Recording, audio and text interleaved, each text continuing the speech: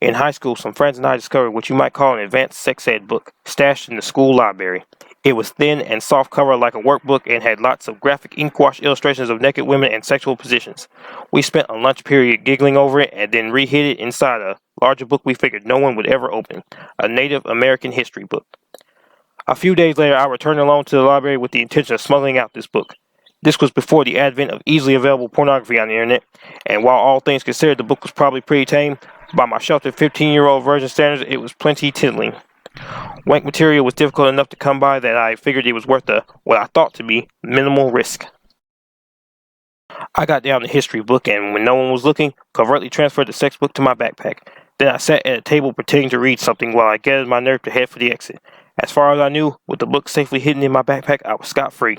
But there was something nagging at my subconscious, something that told me I shouldn't try leaving the library with that book. I had no idea what the problem was, only that I was sweating and nervous and all but physically rooted to the spot.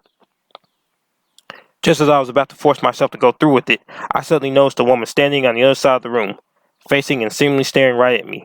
She was tall and had long curly blonde hair and pale eyes. In spite of this being a small rural school where pretty much everybody knew everybody, I didn't recognize her. And anyway, she seemed a bit too old to be a high school student.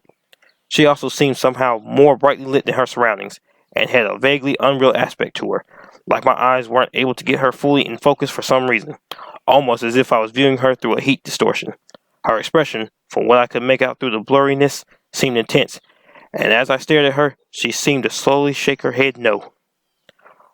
While fervently trying to decide whether this was a trick of my imagination, or if this strange woman was actually somehow aware of what I was about to do and was silently warning me not to, I suddenly realized something and surreptitiously opened my bag to check.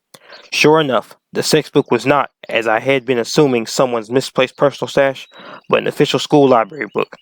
And on the inside of the back cover was a white circuit sticker, the kind that sets off anti-theft alarms. If I had not been brought up short by the woman's glare and had attempted to walk out, the alarm would have gone off, the librarian would have searched my bag, and I would have been caught with pornography in front of God and everybody. I returned the book to its hiding place and then hightailed it out of there, shaky and relieved. Guardian angel, or just a combination of guilty conscience, subconscious realization, imagination, and coincidence? I don't know, but I never saw that woman again.